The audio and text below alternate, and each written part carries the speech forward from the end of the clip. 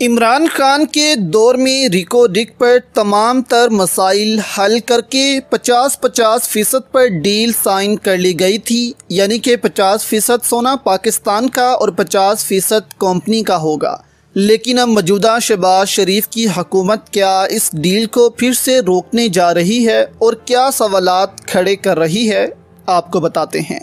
रिको Dick project के लिए वज़ीर आज़म शहबाज शरीफ की सिफारिश पर सदर मुमलिकत डॉक्टर आरिफ अलवी ने रेफरेंस दायर करने की मंजूरी दे दी है। तफसीलात के मुताबिक 30 सितंबर को वफाकी काबीना का इजलास वज़ीर आज़म शहबाज शरीफ की ज़ेर सदारत हुआ, जिसमें वफाकी काबीना ने वजारत कानून की समरी पर रिको डिक प्रोजेक्ट पर रेफरेंस दायर करने की समरी की मंजूरी दी थी, जिस पर अमल दरामद के लिए सदर मुमलिकत डॉक्टर आरिफ अलवी ने 1973 के आइन के आर्टिकल 186 के तहत सुप्रीम कोर्ट ऑफ पाकिस्तान में रेफरेंस दायर करने की मंजूरी दी।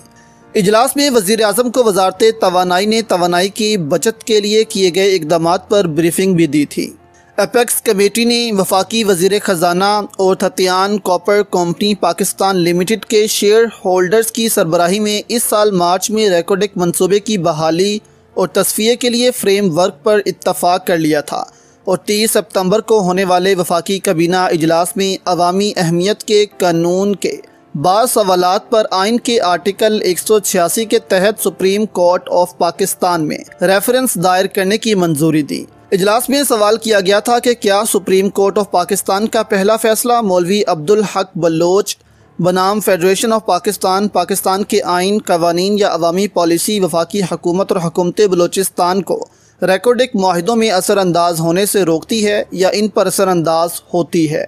दूसरा ये कि अगर मौजूदा गैर मुल्की सरमायाकारी बिल 2022 नाफिज कर दिया जाता है तो क्या वो दुरुस्त और आइनी होगा। याद रहे कि मार्क ब्रिस्टो और वज़ीर आला बलोचिस्तान मीर अब्दुल कयूम बजिंजो ने वज़ीर आला सेक्रेटरीट में मुश्तरका प्रेस कॉन्फ्रेंस में बताया था कि बैरिक कंपनी और पाकिस्तान के माबैन हतमी मुआहिदे पर काम जारी है और शराकत दारी के तहत 50% हिस्सा बैरिक कंपनी का, जबकि हुकूमत पाकिस्तान और बलोचिस्तान 25-25% हिस्से के हकदार होंगे। अब ये मामला जाएगा सुप्रीम कोर्ट में और वहाँ सालों ये पड़ा रहेगा। अगर इस मामले की इंटरप्रिटेशन करते करते सालों लगा दिए जाते हैं तो फिर ये मामला सालों तक लटका रहेगा। इससे पहले ही 50 साल के बाद इस मंसूबे पर काम शुरू होने वाला था। 70 की दहाई से ये सोना दरियाफ्त हुआ था। अगर उस वक्त ही ये काम शुरू कर दिया जाता तो आज पाकिस्तान के हालात बहुत बेहतर होते, या इन 50 सालों में चलो पाकिस्तान ये टेक्नोलॉजी ही हासिल कर लेता कि सोना कैसे निकालना है, तो आज ये 50% हिस्सा जो पाकिस्तान उस कंपनी को दे रहा है वो भी पाकिस्तान के पास होता।